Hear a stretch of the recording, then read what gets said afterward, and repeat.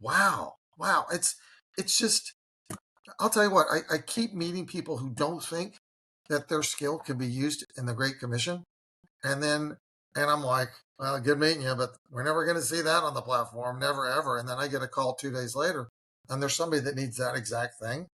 I'm like, how cool is God that you can literally just say, you know what? I'm just going to trust God. Put it in, we'll see what happens. And then all of a sudden it happens.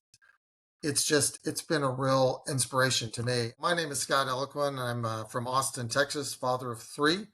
Um, been a believer for many, many years. And actually, I'm involved as the executive director of Switchboard, which connects believers globally to Great Commission activities around the world.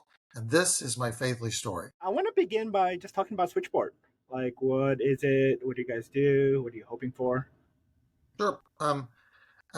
I mean, basically, Switchboard really came as uh, it was really an effort from some startup guys in Austin. They're strong believers who really were frustrated that you've got all this technology and all these people with all these skills that really want to be involved in the Great Commission and want to help missionaries, and they really are excluded from it. I think in a lot of ways, in the West at least, that we kind of outsource our Great Commission activities by giving to organizations, but not directly participating. So we basically have built a platform that connects believers virtually, working remotely based on their skill set with Great Commission organizations from around the world for whatever it is that the need, whatever need arises in the field.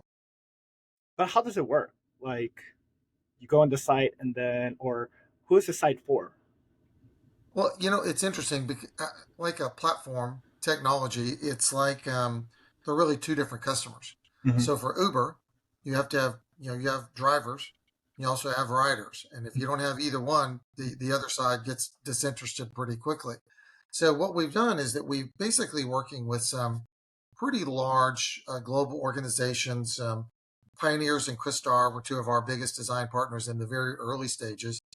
And I'm sorry, who what are we they? we partnered with two pretty large global mission organizations. One is Pioneers out of Orlando, who's been around for many, many years, and Christar, who has their international group in Malaga, Spain, and their U.S. offices in Dallas, Texas, the Dallas area.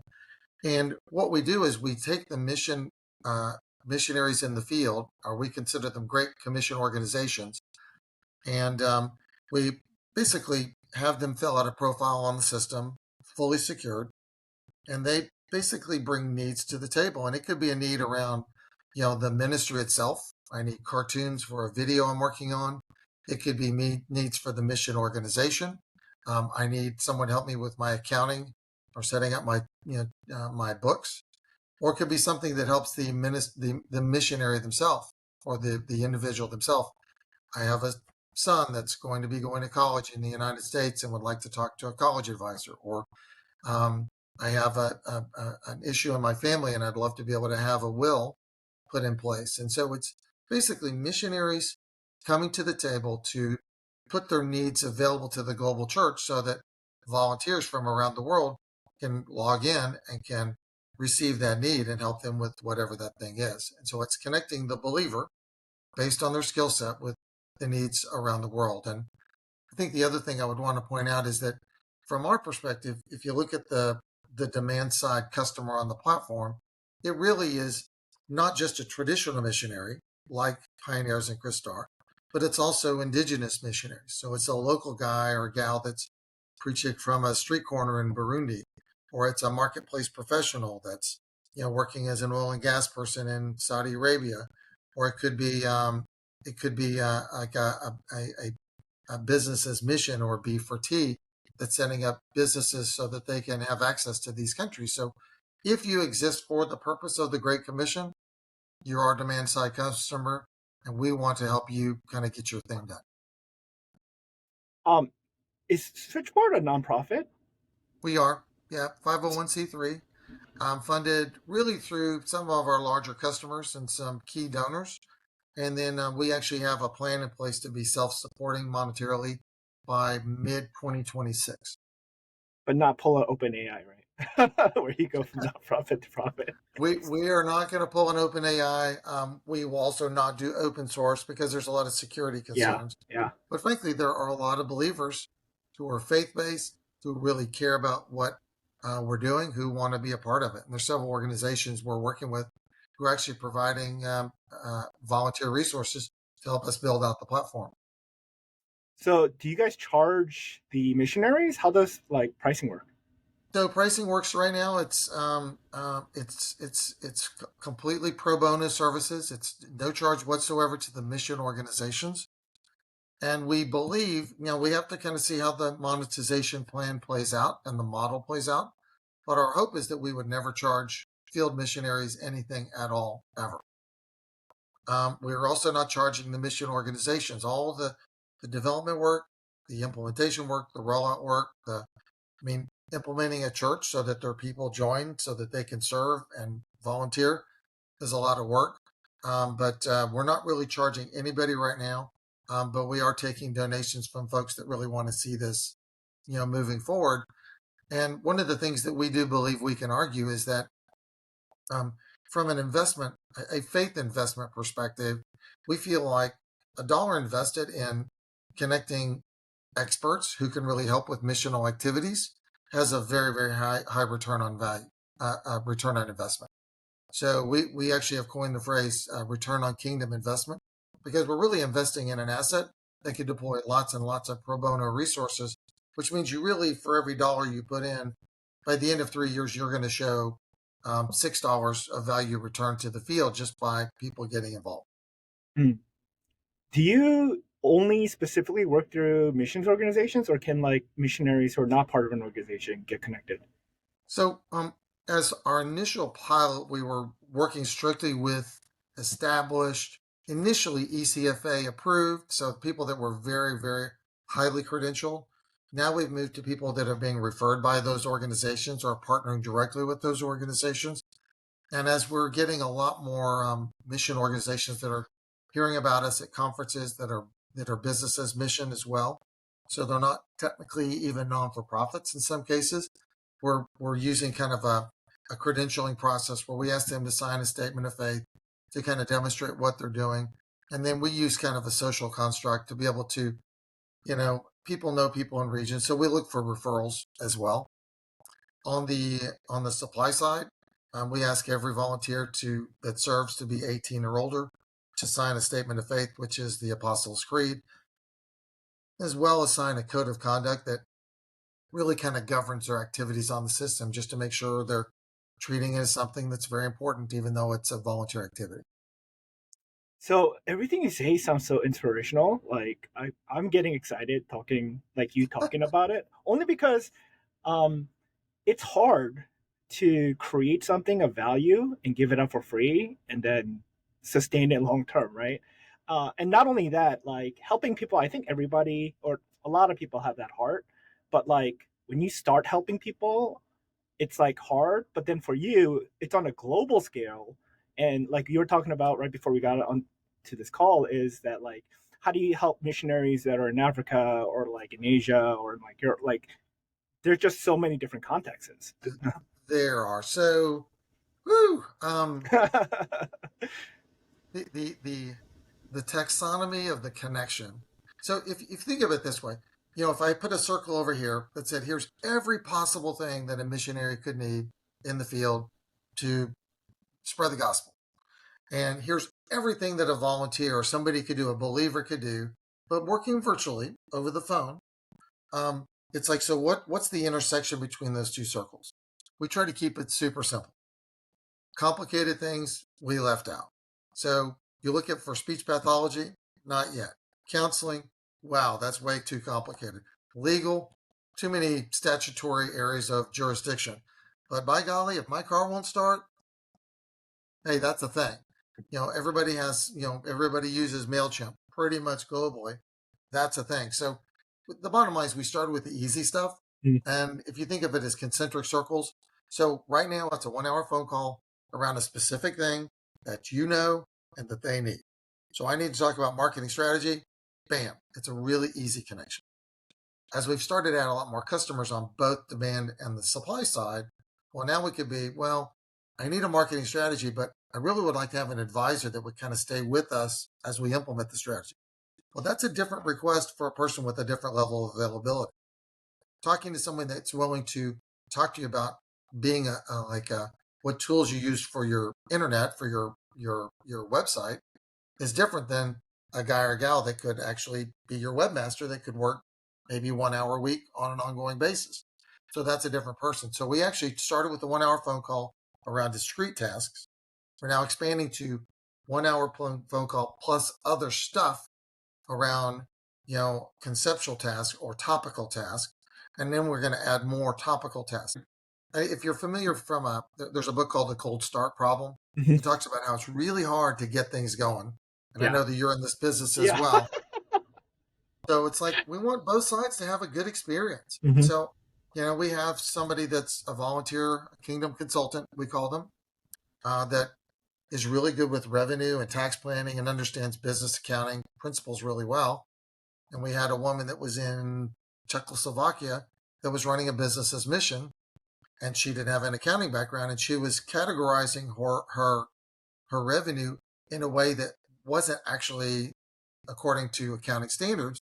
So she was overstating her revenue. So she thought her tax liability was crazy high. She's like, well, I can't afford to stay here. This is true. We put her on a 1 hour phone call with somebody who's really good at that. And they're like, oh, no, no. Here's how you do it. This is what it looks like. Here's your projection. And it rocked her world. And so it's a super high value engagement that can happen in 1 hour. And by the way, I will acknowledge that I spent a lot of time on ChatGPT saying, how could a financial analyst help a missionary in the field in a 1 hour phone call? And what are those things that kind of popped out? Those are the things that we started with. Now that we've got a lot more work to do and a lot more workers to do it, we can now start to define that work in greater granularity.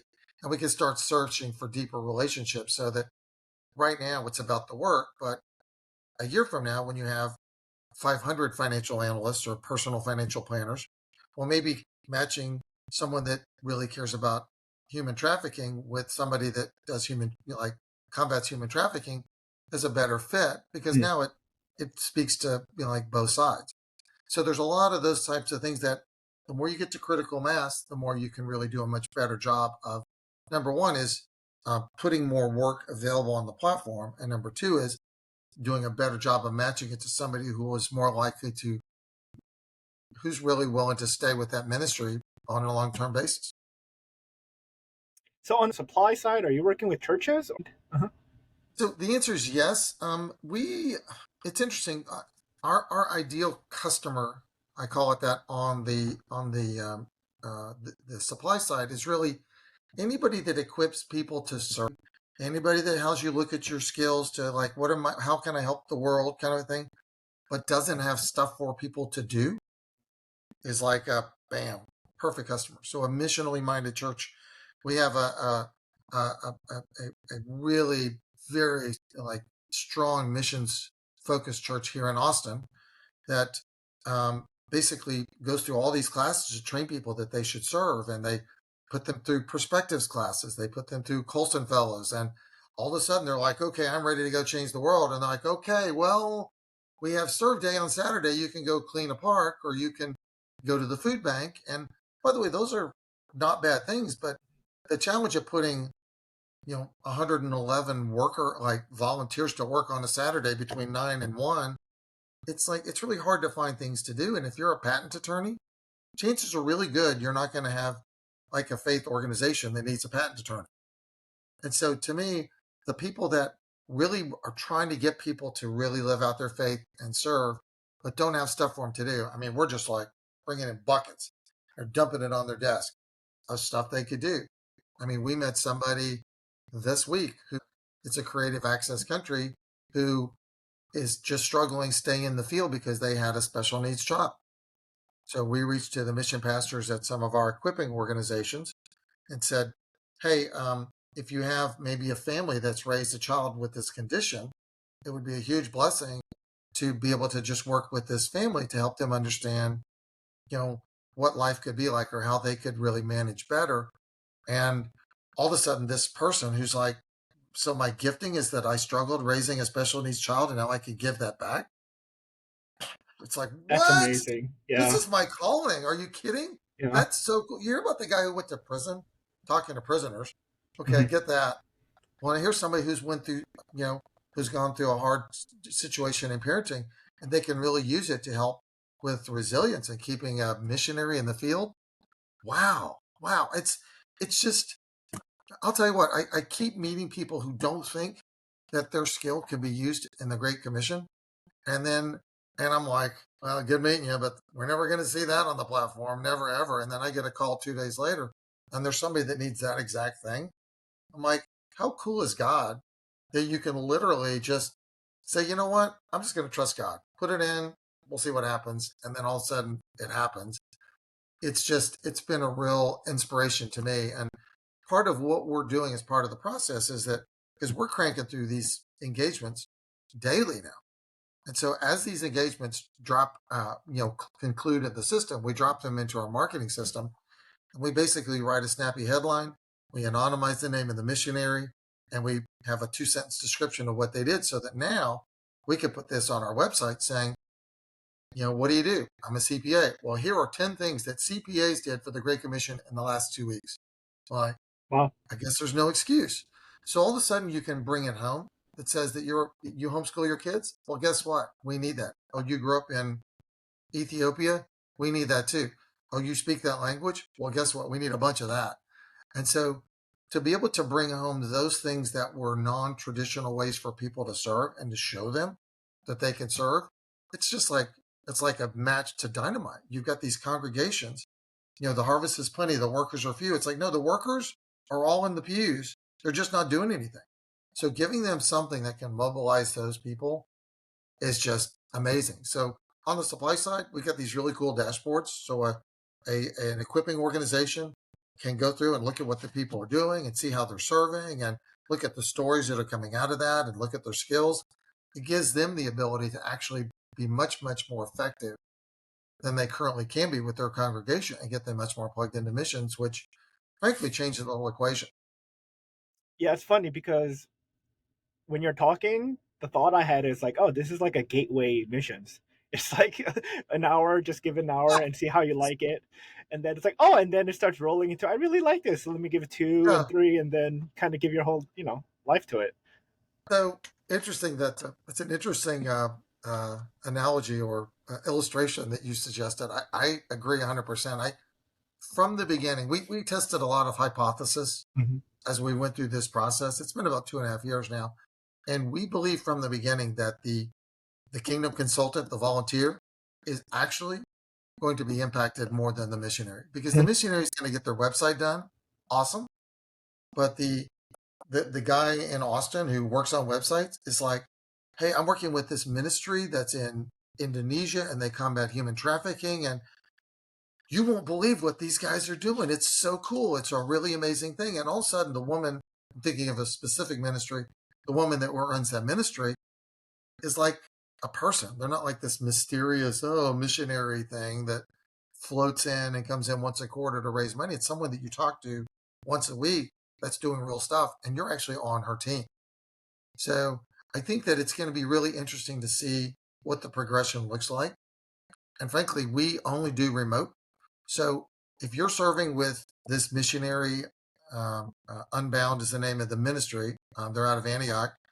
If all of a sudden you feel like this is a really important thing and you're really getting involved, well, it's kind of an introduction to missions that lets you know, hey, I really care about Indonesia. I really care about Unbound. I really care about human trafficking. I think I am going to go. So I think that, we've seen organizations that are now that only send, that don't do virtual, which is kind of a new thing, who are now basically referring anybody that wants to serve but can't go to us so that we can basically prepare them to mobilize as virtual volunteers, and then we can actually assign them back to their organization in the field so they can actually serve with the organization that referred us. Yeah, so it's like that biblical principle of like it's better to give than receive. But I think it's because I don't know what it is about the human experience, but when you observe an impact where you participated in, it somehow exponentially expands the wowness than when you just receive something. Because when you receive It's something, I think you kind of forget and you yeah. move on. It's I think what we want to do, and again, you go back to a younger generation. I mean, the people who pick up our app, it's like the 25-year-olds are like, well, why wouldn't every believer be on my smartphone? And what time is it there? Can I call him now? Where the 50-year-olds are like, well, that's not really how we do it. I think that there's a couple of real benefits. The one is for I call them zillennials, so the Mhm. Z's and the millennials. um, it makes it real, right? So now, I'll, where I think that people that are more my age is like, well, your social status comes from what you own and what your title is. It's your social status. I think for younger people is, well, what are you involved in? What do you Mhm. support? Who are you? What do you believe? This is a really cool, tangible way that if you're at work, it's like, oh, what are you doing tonight? Oh, I'm working with this guy in the Philippines. He's trying to set up a well so that he can bring water to the village because right now they don't have access to clean water. It's like, you're doing what? So all of a sudden, you're like a 26-year-old civil engineer who's helping somebody across the world to determine power management requirements so you could get enough power into a pump so that you could develop this well. It's like all of a sudden, you've had this whole new narrative, this whole new thing you can talk about that I think creates a lot of social status and it shows you about impact and helping the world and not just about yourself, which I think is a really big thing. So getting the Z's and the millennials involved in that has been really powerful. And they're frankly some of our most active and enthusiastic volunteers. Mhm. The other thing is that because you're now working with the guy or the gal who's on the front lines, you can talk about unreached people groups, 1040 window. You can talk about historically under, that only one out of every $30 goes to the areas where it's most needed. Well, I mean, you could basically receive a request, click a button, and be introduced directly to a guy who literally runs a facility 2 miles from where the Army Rangers have a checkpoint to keep like the dangerous parts of southern Philippines out of the area where you live. Mhm. I mean, this is the definition. These guys have been trying to plant a church for 99 years.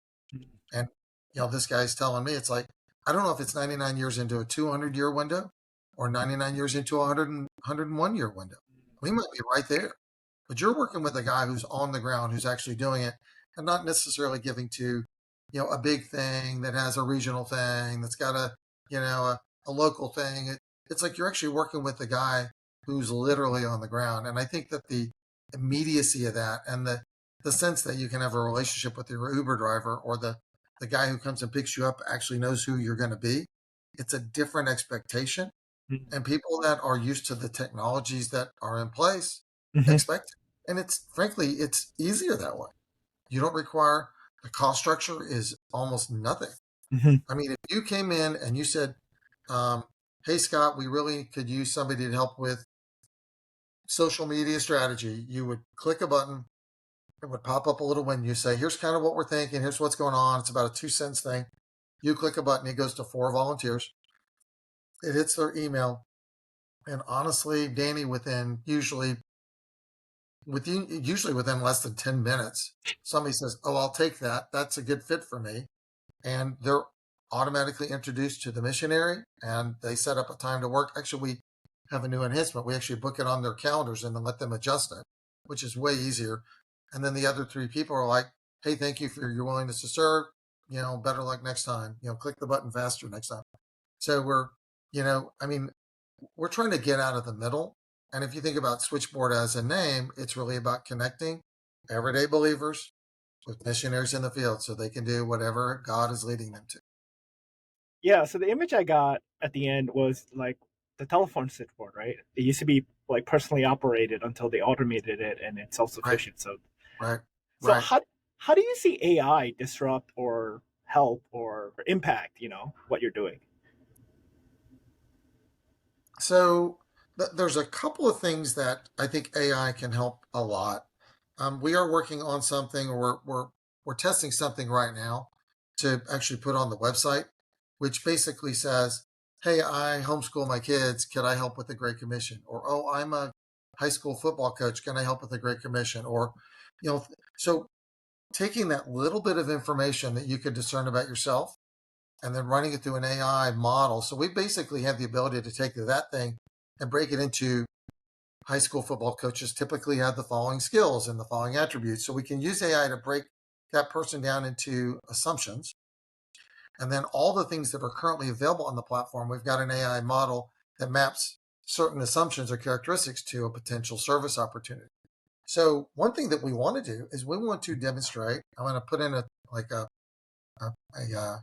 little promotion for my shirt. I'm called. We believe that every believer is called to the Great Commission. You homeschool your kids. You're a coach. You're a software programmer. You're called to the Great Commission too, and you can directly participate. So we want pastors to be able to say, "Hey, go here, type in whatever you're good at. I'm a beekeeper. I don't know. There probably are some things that are not very good fit. But for the 99% of things that you could type in, there's some way somebody in the world could be helped and you could benefit the Great Commission. So using AI to discern what's inside of people, to try to connect them with service opportunities, I think is really powerful. Mm. And then the final thing, and this is so this is basically when I talked about the circle of what missionaries need, what volunteers could do. So the first thing I mentioned makes this circle bigger. The volunteer can do more things. The second thing is makes this circle bigger. What mission organizations need is also a bigger target to hit. Because you didn't know you needed social media help, but based on what you told me, apparently you do. So let's get that started. The third part is really the hard part. And if anybody watching this podcast is really good at this and you're a believer, please call me because this is a really important thing is that the intersection of the two circles is really hard. What do you call things? What does it look like? How do you contextualize? The more and more we specialize and the more and more that catalog of activities where we connect people expands, the more important it is to be able to look at those nuances that AI can help us interpret. So it's not everything, but in terms of understanding and pulling in information that is not immediately available in a profile that somebody filled out, I think it's super informative. I'll give you a specific example. I won't use a specific country, but when we were doing our proof of concept, we had basically someone who was in Eastern Europe. They're running a business as mission. They employ women to do handcraft goods. I think she was at a conference in Thailand. She heard about us. She's like, that sounds awesome. And she was struggling with manufacturing. So she created a request in the system that says, I need somebody to implement a manufacturing system. I'm like, that's a really big thing. And that's what I did for a living. So I'm like, I think I should talk to her. So her first connection on Switchboard was with me. And I basically went through kind of her problem statement. What are you trying to solve? What are your revenues? How many people work there? What is your technical skill base to be able to run a system like that? And you looked at the workflow, it's like, wow, we got to the end of that call. And again, she said, I want someone to implement a manufacturing system. At the end of that call, we changed it to, I need somebody that can help me track my inventory and track my hours so that I can pay people, but also know kind of sort of what I have in stock. So I'll know when to order more stuff. And I'm like, okay, and where do you have that now? Well, she had it all in Google Sheets. I said, so what would happen if when you put a purchase receipt into this tab on this sheet, it updated your inventory and also went to your payment ledger to show that you now owed money. She's like, that would be amazing. Well, at the end of the day, she really needed someone who was good in Google Sheets or Excel to link some spreadsheets to define a couple of entry forms for receipts and payments. It was like 16 hours of work total for someone that knew Microsoft Excel. It wasn't 12 months of work and $30,000 of licensing for someone that needed manufacturing. So to be able to go, so what do you really need based on what you're saying? Gotcha. Oh my goodness gracious, Danny. I cannot even tell you. No, I understand. The solution that we implemented a proof of concept last summer that basically tried to solve that problem. Mm. And it was so hopelessly over engineered. I could not pay people to use it because I'm like, well, I need to know more. I need to know more. Well, what else do you know? Well, I don't know. That's why I'm asking for an expert. And I'm like, I'm trying to drag information out of people so I could create this perfect solution. It's like, you know what? I really need a guy that knows manufacturing. And actually, from the leader of of Christar North America, Steve Coffey uses the term wasta. I know a guy. I know a guy. I need to know a guy that's good at marketing. I need to know a guy that's good at buying software. Like, why know a guy that could totally do that? So that's really that brought us to the 1 hour phone call, so that you capture skills and you say, what skills do you need? I'll connect you with a guy or gal that's got those skills. And now as we expand the taxonomy around what we call things and how we get them to the solution, really pulls them into a different, it pulls them into a consultation with an expert around what the solution is before you try to define, okay, here's everything that I could possibly need. Yeah, most of the times people when they ask for help, it's more like a tip of the iceberg because Mm-hmm. underneath they think it'll solve a current problem, but in actuality, it's just covering the depth of more problems. So Yeah, you got to keep asking, okay, why do you need this? that Where are you trying to that go? is that is exactly that's exactly the problem we ran into last summer. And the other thing is people don't ask you for things that they think they can't get. So and we're piloting this with Christar right now, is that building virtual teams that said, I need a CFO advisor, I need a human resources advisor, I need an IT advisor, I need a webmaster, I need a proofreader, I need somebody that edits photographs, I need somebody. I mean, people will help with all that stuff, but you got to sign them up in advance so that when somebody says, okay, let's build a team, you can literally just assign the team. And frankly, Danny, what we think is going to happen is that when you start to launch a virtual digital marketing team, you're going to sign up a guy who does websites, and he's going to sign up his buddies so we can work together in the same ministries. Hey, work with me on this. I need a photo editor. I need somebody that can write stories. Okay, we're the team. I think that they're going to start to form their own teams, and then those teams can actually start working with these ministries. And boy, howdy, no 55-year-old missionary in the field wants to learn MailChimp and wants to figure out how to do HTML. They just don't want to do it. And I don't blame them. Mm-hmm. So when you show up and say, here's your team, and here you go, and this team's like, you won't believe what we're doing these days. We just, literally, I mean, for them to be able to be involved with the school in Mauritius or be involved with, somebody that's in Myanmar, it's like they don't even know where these countries are. And they're like, I'm working with a guy who's in Mauritius who runs a school and is doing this thing, and here's what we're doing. Wow, it's a totally different thing. I think people are going to really catch the bug, is what I think. Yeah, that's pretty amazing. Yeah, I kind of want to dig into your career path, mainly with Smart Dog. Mm-hmm. You spun that out of your time in Oracle, and you were there Mm-hmm. like 16 years, right? So Yeah, I yeah, was. how did Yeah, Smart Dog come about? well, actually, I learned Oracle stuff at Price Waterhouse, and then I worked as an independent consultant before going to Oracle. Hmm. And I left Oracle in 2003, and I went to an organization that was actually founded by a group out in New Orleans who had built a really terrific business. Paul McCarthy actually had been Ernst& Young's Entrepreneur of the Year, and it was all high flying and stuff like that. And I just felt like I wanted to work in a smaller company. And so I went to, it was DCC Services at the time, but we renamed it Smart Dog because it was a fun consulting model, a remote services consulting model in the Oracle space, which had really never been done before. And so it's funny, we basically started signing customers, working with them virtually, remotely. We developed really strong expertise and knew their businesses really well. And then that model and that business actually grew through 2019. We actually exited that business to a group out of Boston right before COVID started.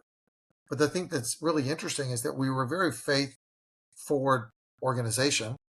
Um, and We implemented basically a model that says that I'm going to work virtually. I'm going to set the scope virtually. We're going to agree on it in advance. We're going to basically log these things as incidents, as tickets.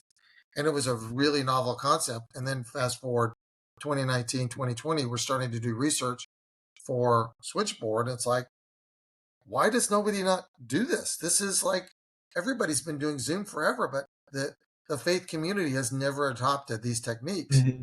If you look at the smartphone, you look at Starlink, and you look at platform technologies like eBay, Uber, kind of thing, it's like everything already exists. to do everything that we need to do to mobilize the church to get involved directly. And so to be able to apply that, really cool time I had with Smart Dog to what we were doing at Switchboard was like, maybe God was paying attention and really knew what he was doing, that he took me to an organization that was, really founded in a faith principles, who was led by a very strong Christian man. And he allowed us to do this thing. And then this thing became Switchboard. I'm like, get out of town. Yet again, just another time that something happens that you didn't expect, that you go, yeah, I could totally see that this was part of the plan. It's fascinating because the more new people I meet and I listen to their story, everyone has a unique experience. And based on their own unique challenges, limitations, and strengths, they come up with like, because human beings are just problem solvers, right, by nature. Oh, Um, yeah.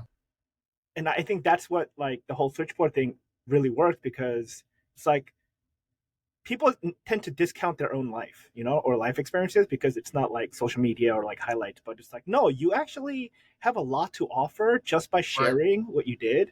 And yeah, I just find it really funny or just wowed by, God. Well, but there's a lot of change management because, pretty much the reason we call our volunteers kingdom consultants is missionaries don't like the term volunteer because there's Mm. so much stigma attached to it. Volunteers don't really help. They maybe help pay for stuff, but you got 10 people that show up. And I'm thinking short term mission trips to some extent, but in general, volunteers have always been problematic for mission organizations. They just are. And and then you look at the kingdom consultant side, and it's like, well, the last time I volunteered, I scraped poop out of a chicken coop with a little trowel, and I'm a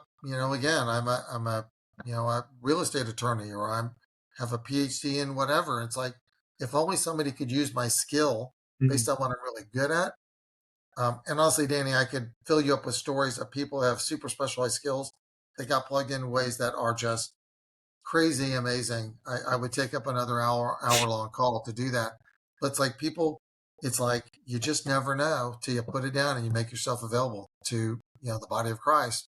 What's going to show up? So, I mean, that's what we say is when we ask you to fill out a volunteer profile. It's like, you know what? You don't know. If you don't know, are you willing to be available? If you are, just put it down. And if the body calls, the body will call. Well, the reason why I'm asking about Smart Dog is the tagline is the Oracle's customer's best friend. So, like, why and what were you trying, like, what problem were you trying to solve? Because I get the whole Well, consulting thing, but like, I don't know what you did. Uh huh. so here's the thing about Oracle. Their software is really expensive. Mm. It's really good. It's incredibly powerful, and the vast majority of customers don't get full value out of their investment. You would go see customers and I bought a Ferrari and I'm driving a Chevy kind of a thing. And so what we found is that the typical customer that we serve, um, typically we did both the technical stuff, but also the business application side. So finance, manufacturing, customer service, shipping, distribution kind of stuff, is that, they basically, were running software that could use this much value, but they're only getting this much value. So what we would say is, we were the Oracle customer's best friend because we would say that we would help you get value from the software that you already own. We're going to run diagnostics. So we're going to show you stuff you could turn on that you already bought, that's already implemented, that you just didn't know you could do it. And we're going to show you how to use the software in a way that you can really, what we used to always say is that, we're going to make you glad you bought Oracle. Mm. And people would go, oh, spend $5 million on this thing and it's terrible and all this stuff. It's like, because you're not using all of it. So that was really our tagline, is that we want to be the Oracle customer's best friend by helping them, get value where they already had an asset that was underutilized. And frankly, Switchboard's kind of the same thing.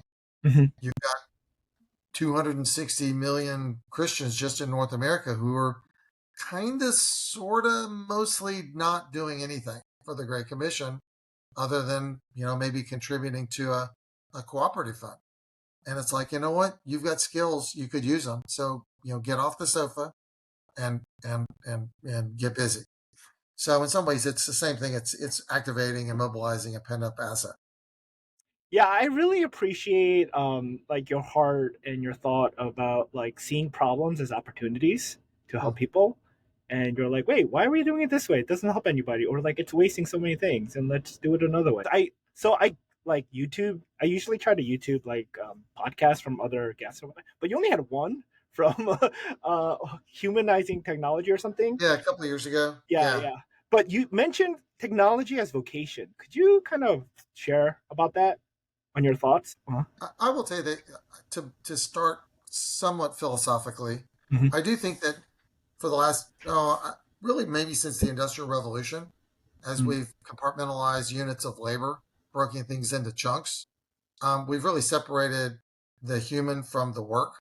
And in the process, we've separated the faith from the work. Mm. So Tim Keller, I mean, there's so many things now where it's a faith at work movement. But it used to be that I was part of the blacksmith guild, and our families lived together. We did similar work. We worshiped together. It was all kind of part and parcel to the same thing. And even though what we're seeing at Switchboard requires huge, huge change management to think differently, the bottom line is every single thing we've used to build this platform already exists. It's readily available, off the shelf, ready to put together and ready to use. So I think that in some ways, I think that um, um, uh, the separation of faith and the way that people really move in terms of their pursuit of their faith is really separate from a lot of innovation. And it really relies, the current structure relies on structures that have been in place since the 70s and 80s. Now, if you look at, the guy who is from Burundi, who's preaching from a street corner in Rwanda, he doesn't have a structure. He's just trying to figure stuff out. You look at the B4Ts and the businesses mission guys, they're like, hey, we're trying to like create a whole new thing. So I think you're going to find that the 25 and 30-year-olds are moving out with a different expectation. There's a lot more entrepreneurship and a lot of more business. And with entrepreneurship, there's a lot of seeking ways to leverage new tools. And it's kind of like, I kind of see it like, as the millennials came out, when they realized that their most active users on Facebook were their grandparents, Mhm. they stopped using Facebook. Mhm. And I think you're going to find the mission organizations, it's like if you're going to look and see the mission organizations are using Zoom, or hey, we're now like using ChatGPT, which is still pretty darn new. But if it's kind of like if your grandparents are using it, it's probably not the new thing anymore. And I think that there's a new mindset and there's a new hunger around what it really takes. There certainly is a new opportunity. And I think that giving those legacy people who really poured the ground, who created the ability to be in those countries, who sacrificed in the 70s and 80s, giving them the respect to kind of, you know, to kind of move off into their retirement and really appreciate the fact that they created, as the Marines, they created the beachhead that these new people are coming in with new ideas and techniques. I think that we can celebrate what they've done, but I think that the ways that they've done it are kind of moving into are kind of moving into the background. And we're finding that there's new ways to really pursue, faith. I Mhm. mean, some of the stuff that I'm seeing with from some of our more innovative customers that are using, available tools to reach millions of people is incredible. It's absolutely incredible. And it's like, why not? I mean, there's a girl, that 16-year-old that was at my wife's school that had, you know, 2 million followers on TikTok. It's like, and so not that we want to be on TikTok, but I just don't want to ignore that there are new ways of doing things, and that as believers, it's our responsibility to find every possible asset that's been put at our disposal for the kingdom. So part of my own personal theory is, when Jesus says, if you've been feel A like you've lot. forgiven a lot, then you will forgive more easily. And I think Yeah. that also applies to people who have received help. I think people who received a lot of help realize how valuable it is. So they have this reciprocity of trying to help others. But if you don't have ever experienced that, I think like help becomes kind of more optional than necessary. And the reason why I bring this up because on the podcast you mentioned like you credit other people in your life growing up, right? Like forming you, helping you understand and growing. What did you learn from them, and how did it shape you? Oh boy, man. Well, first thing, that's a great question. Second thing is shame on you for going to a 2-year-old podcast to try to remember what I said back then. I think that everything that we do is on the shoulders of those who came before us. Mm-hmm. I think I did mention my father Uh-huh. on that call because my dad was kind of the what's possible guy, not Mm. what exists, and walking into a situation and saying, "Hmm, what's available to me now, and what can we make happen, and who wants to be a part of that?" I mean, I always felt like I'm an aggregator, not necessarily an idea guy, but it's like who benefits from this and who wants this to happen and who can we bring together so it forms a team. I think it's just huge. It's really enormous to have a different mindset and to be brought up in a house where why wouldn't you be the one who would win math competition, who would start on the basketball team, or who would, you know, somewhere in the house there's a letter I wrote to. I was talking about. I'm sure we were watching the news, and my parents are like, "Oh, well, you should write the president." I'm like, "Okay," and I wrote the president. I was 8 years old, and a letter came back from the president. And then 25 years later, I'm in graduate school, and I was given this case study around something Harvard something something, and I'm like, "Well, I'm just going to call the guy." So I got on the phone and I called the guy that was the head of the department at Harvard. I'm like, "We just got this case study. I'm at Baylor. What did you guys do?" And he's like, he tells me what he did. I'm like, "That was awesome." So this idea that people are available and that nothing is impossible, it's like, why wouldn't you try? You know, Mm. I went to a conference, of a speaking thing at DCX, where there's a guy in town that brings these business leaders together to have these really great faith forward messages. Chris Miroff, I'll throw a bone for him. I went to this event that he threw 2 months ago with an XXL I Am Called T-shirt because Tim Tebow was speaking, thinking, "Hey, you know what? If I run into Tim, I'm going to get him to put on my shirt. I'm going to take his picture so that people will want to like volunteer for the Great Commission." I did not find myself in audience with Tim, but hey, why not, right? Mm-hmm. So there's a little bit of that. I think uh, getting that from my dad, and honestly, my wife is the same way. She's like, "Well, give it a shot, see what happens."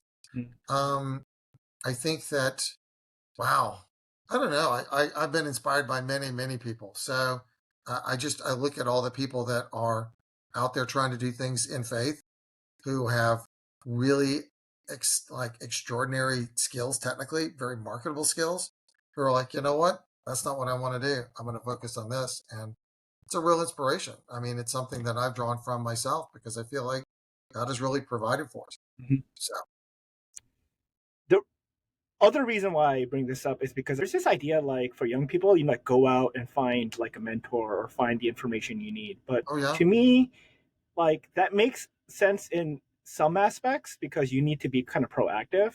But a lot of times I was just placed in situations to be around people, and just by being near them, I learned from them. Do you know what I yeah, mean? It's yeah, not like yeah.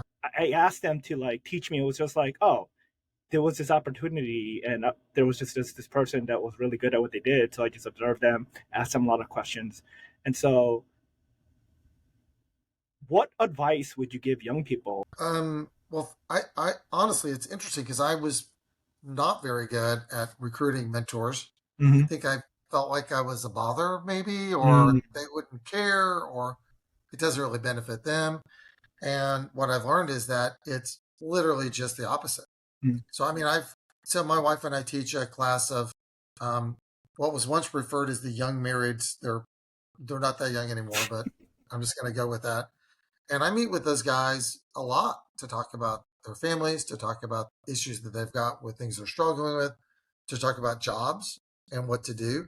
Um, and it's interesting, especially if you're changing careers or you're coming out of college or you're going into college, you really have a backstage pass to meet with anybody.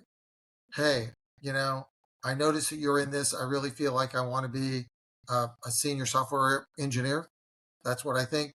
Hey, Danny, I would love it if you would let me buy you coffee. Honestly, I'd love to kind of find out what things do you wish somebody had told you when you were my age. And people love it. They love that. They love it when people ask their opinion. I think that weirdly enough, a lot of people that are 45 and older feel awkward around 20-year-olds.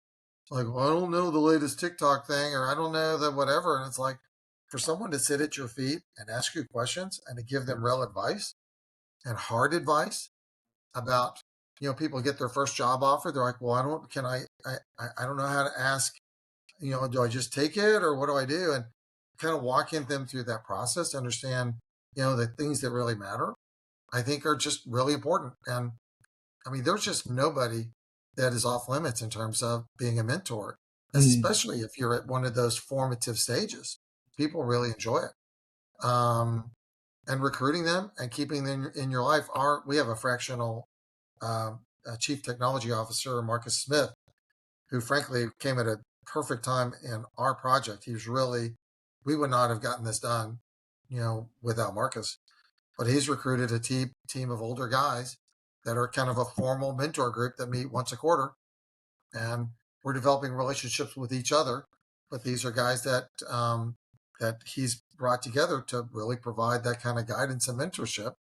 And we're not like all awesome, you're so good. I mean, we kind of tell them what we really think, and it's really interesting to kind of see. So, I mean, be fearless. I mean, there's no reason to be discontent, but to be out there and just, I don't know. I feel like you really have the ability to consider anything and build those relationships.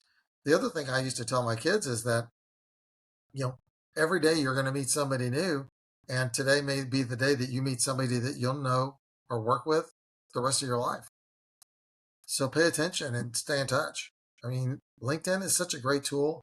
Faithly is such a great tool that would really let you, as you form these relationships, to be able to reach back out and find people that you share values with is really huge. And so to do that systematically, and this isn't trying to like secure a bunch of contacts from a sales perspective. These are people that you meet somebody, you're like, wow, we kind of get each other. I really like to know you down the road. You don't know what the trajectory of their life will be or whether or not you're going to intersect or not, but maintaining those relationships are incredibly valuable. It will make you happier and make you better connected and make you more professionally successful as well.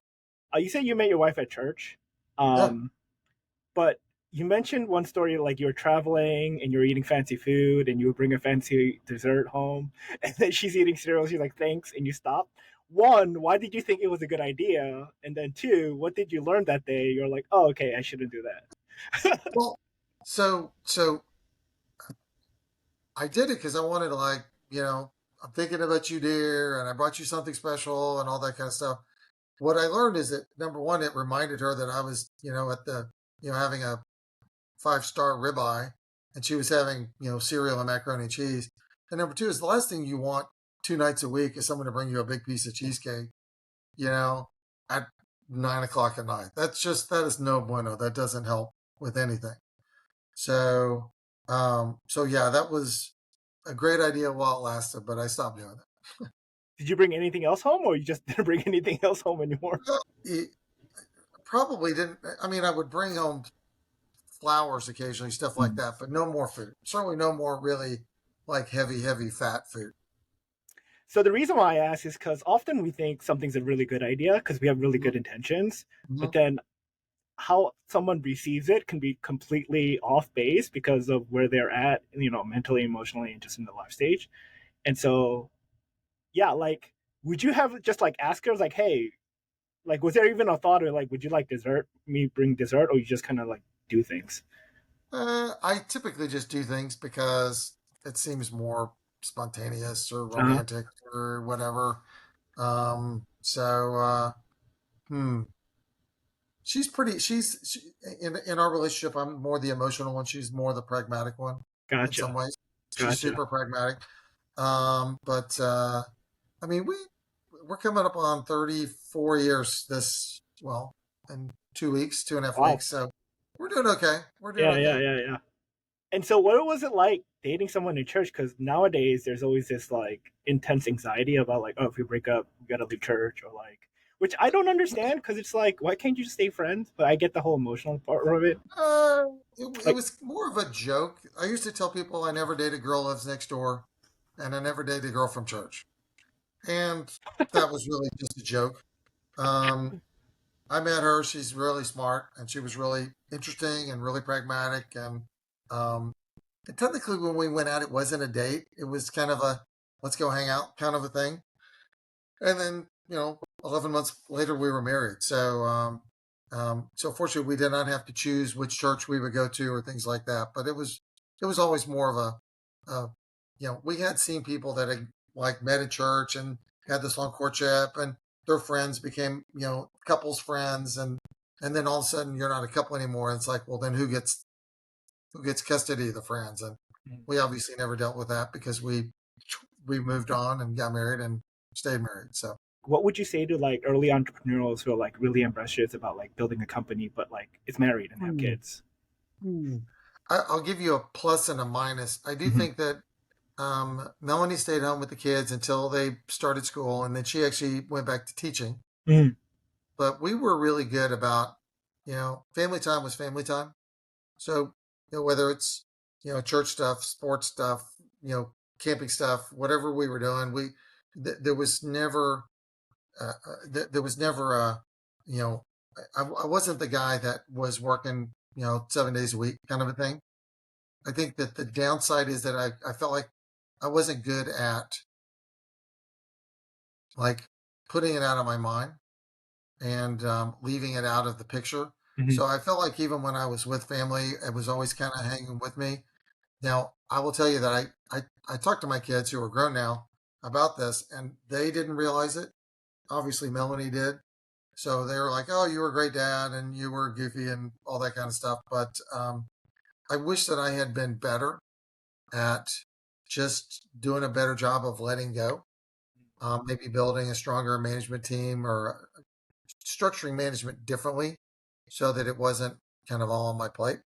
And I'll admit I'm not great at that now either. Although Melanie's actually helping out with Switchboard, and I work with my son who's with Switchboard, and the kids are out of the house, so it's less problematic. Mm-hmm. But for the people that have the ability to compartmentalize, I think the younger people are better at when you punch out, you're out kind of thing. And I'm simultaneously frustrated and jealous because I'm like, yeah, but I really just need a 5 minute question on a Saturday. But it's also I wish I wasn't thinking about it on a Saturday kind of a thing. I don't know. It's just kind of how I'm wired and how Yeah. my dad was wired. So what are you hoping for at Faithly? I think Faithfully is a really great. Uh, it's funny. I'd introduced you to the guy in Atlanta, Jeff Brink. Mm-hmm. I mean, I think it's really clear to people that come from the business world that the connections are crucial, and it's not just around conversations. It's around shared values. It's around circumstances. It's around geography. It's around whatever it's around. And that thing that it is the ability to bring together the body in a way that really matters, that is impactful, is it's it's frankly it's the reason I feel like believers are playing defense in modern culture today. There might be two people of some sexual or gender or philosophical orientation. There may be like 1% of people, but because that 1% is all talking together, they have this huge voice. And meanwhile, you've got this in this huge body of people that are faith based, that believe in the same thing, that care about the same thing, that really follow the same Lord. And we never ever, outside of a Bud Light moment, we never get together around anything. It's like, what would happen if we just decided to buy the same brand of potato chips? I mean, literally, that we would only buy this automobile, or that we would only watch this TV station, or we would only watch, this streaming video service. I mean, we literally could rule the world.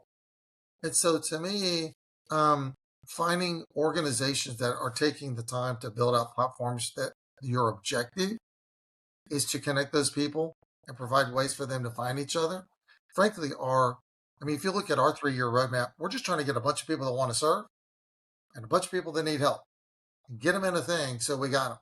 But once those people are in a thing, well, these people are going to want to interact around civil engineering and wells. These people are going to want to interact about what's happening in this little village in, southern Philippines. It's like so. there's a lot of organizations that have finite objectives around selling customers or putting people on platforms, creating some marketplace, some town hall, some place that they could come together is the thing that actually allows us to, number one, be effective as the body, to really act as the Holy Spirit really directs us, as opposed to just what we happen to see in front of us. I think it's crucial, and I wish you guys the best because I think it is absolutely, absolutely crucial that Christians, number one, identify themselves. Number two, that they come together in strength and to encourage each other and hold each other accountable. And number three, to create, something that really has meaning so that we are not always playing defense in modern culture. I think that we have been robbed of the word gay. We've been robbed of the rainbow. Apparently we can't do okay anymore either. It's like what happened in this world? So to me, I think that you know for you guys to bring people together and to do it successfully creates so many other opportunities for the body and for us to grow and to strengthen ourselves that we could really mobilize a lot more people than is even currently feasible. Last question is, how can we be praying for you? Oh wow. We have a lot to figure out. The intersection when you get a lot of people trying to connect with a lot of people. So, really helping us to really have wisdom and understanding what that connection can look like to not overcomplicate it. Um, People helping to identify people that are really good at that, the taxonomy of work, understanding maybe some of the ML, some of the data models that are available to help us maybe discern some things that aren't evident in the text, things like that, because we're trying to draw from anybody who has expertise in that area that we can. And then, right now we're actually doing some bridge funding. So we're raising money to basically take us through kind of getting to full launch, which is really May, June timeframe. So we're opening up a lot more volume starting in January based on kind of what we've learned in the last 3 months after the general release. And, and of course, the supply side that people would really be touched, that people would be moved to serve. I mean, we find that in every church of 1,000, there's 30 people that are begging for a place to serve. Probably another 70 that, if it was obvious that there was a way for them to serve, they would. But there's probably another 300 in that church that need to kind of think differently. So, kind of the change management on that side is going to be really important. All It's right. it's it's a completely different thing. Yeah. Well, this is great, Scott. Thanks for So coming on. I enjoyed talking. I'm glad that I wore the appropriate podcast apparel. I was really just trying to rep my shirt, but Yeah, yeah, yeah. good you showed up in your black T-shirt. It's And just thank you. coincidence. Thanks for all you guys are doing. I appreciate it. All right, that's it for the podcast.